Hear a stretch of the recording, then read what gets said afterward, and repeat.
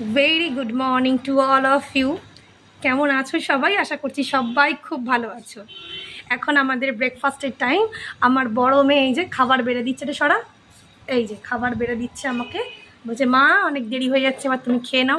ওদের সবাইকার খাওয়া হয়ে গেছে। চলো দেখে আসি। বাবা আর আমার ছোট মেয়ে ওরা দুজন একসাথে খেতে গেছে দোকানে। ওরা ওরা কি করছে চলো তোমাদের সাথে শেয়ার করি, এসো। এই যে দাদু আর নাতনিতে চলছে খাবারে, মুখটা একটু এদিকে ঘোরা। এই আর আরেকজন ওই যে দাঁড়িয়ে আছে, একটু দেখা, মুখটা একটু দেখা। আরে আয় সামনে। লজ্জাতেই সব পাগল হয়ে রয়েছে, মুখ দেখাবে না। এখন দাদু আর নাতনিতে কি করছিস?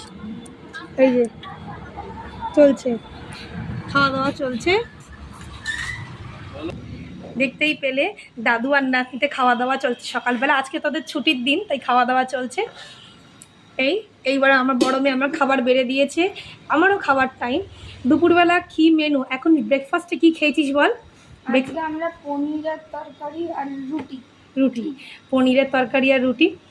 তা মনটা খারাপ করেই খেয়েছে, যেহেতু রুটি তাই মনটা একটু খারাপ করেই খেয়েছে। কিন্তু কিছু করার নেই, নিজেই বলছে মা তুমি তো প্রত্যেক দিন ভালো ভালো ভালো খাবার দাও, এবারে আর দিও না।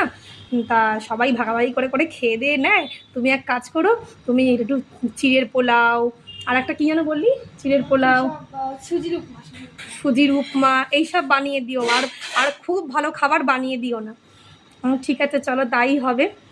এবার দুপুরবেলার মেনুতে কি হবে সেটা তোমাদের সাথে লাঞ্চ টাইমে শেয়ার করবো। তার কারণ হচ্ছে কে কি খেলে একটু শেয়ার করে দিও। লাঞ্চ টাইমে লাঞ্চে কী করবো সেটা তোমাদের সাথে লাঞ্চের টাইমে শেয়ার করব। তার কারণ হচ্ছে এখনও ঠিক করে উঠতে পারছি না। ফ্রিজে বেশ অনেকটা মাছ রয়েছে, এবার সেই মাছটার কি করব। মাছও রয়েছে প্লাস মাছের মাথাও রয়েছে, আজকে জমিয়ে খাবো। তা চিন্তা করছি যে কুমড়ো আলু বেগুন দিয়ে যে পুঁই শাক দিয়ে যে একটা ঘন্ট মতন হয়, তো সেইটাই করার ইচ্ছা আছে। কিন্তু ছাদে গিয়ে দেখছি পুঁই শাকের একটুও কোনো অবশিষ্টাংশ নেই। আমাদের দিদিকে আমি ওপরে ছাদে পাঠিয়েছিলাম, বললো বৌদি একটুও নেই, একদম অল্প একটু পড়ে আছে, ওটা দিয়ে তার হবে না। দেখা যাক কি করি।